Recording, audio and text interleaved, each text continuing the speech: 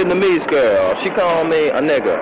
A nigga, a Vietnamese girl. I know it's not part of their language. Can't nobody tell me it's part of their language. But I'm going to go over here. The beach, you know that. See, we go over here, we fight. Okay, we fight to defend the water we drink, the land we grow our food on, and our way of culture. We also fight to protect Rockefeller's foundation. We fight to protect J.P. Kennedy's foundation. All these different kind of foundations that the black man can't partake of, you understand? And then we go back, we're continuously harassed. It's not necessary. This ain't what we heard, this is what we know. See, we've seen it from the bird's eye point of view. We are the people here now, see. We see it now. This ain't what we heard. When people talk about the Vietnam War, race is often left out of the conversation. But for many black soldiers, Vietnam wasn't just one war, it was two. They were sent overseas to fight for freedom and democracy, while knowing that back home, they were still facing segregation, discrimination, and limited rights.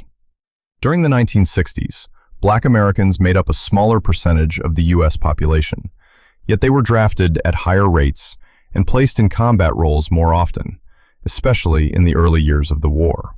This wasn't random. Wealthier families were more likely to avoid the draft through college deferments or medical exemptions, options that many black men simply didn't have access to. As a result, black soldiers were more likely to end up on the front lines, and early on, suffered higher casualty rates. Even though the military was officially desegregated, racism was still deeply present.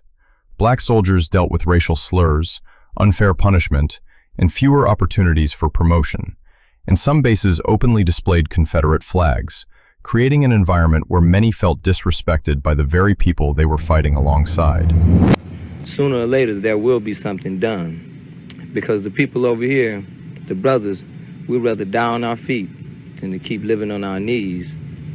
The problems really exist with the name calling, just as it is back in the world. Now, if something is done about it here, where it really begins, then when the people go back out into the streets, then they'll know how to act, and then they'll be good citizens. But here, it's been going on like this in the Selective Service for many years, and nothing has been done about it.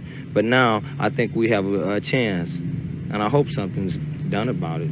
As the civil rights movement and the rise of black consciousness grew back home, that awareness reached Vietnam as well. Black soldiers began wearing afros, raising their fists in photos, reading black newspapers, and openly questioning why they were risking their lives for a country that refused to treat them equally.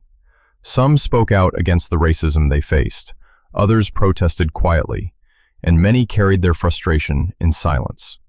The mental toll was heavy. Black veterans returned home with PTSD, grief, and anger, but often without the support systems they needed. On top of the trauma of war, they faced discrimination in housing, employment, and access to veterans' benefits, making it harder to rebuild their lives. There was rarely a warm welcome home, and for many, their service went unrecognized. Yet despite all of this, many black veterans became leaders in their communities, using their experiences to fuel activism, art, and change. The story of black soldiers in Vietnam matters because it forces us to ask who is asked to sacrifice the most, and whose stories are remembered in history. These men didn't just fight in Vietnam, they fought for dignity, respect, and recognition in a country that had not yet fully granted them equality, and understanding that truth changes how we see the war entirely.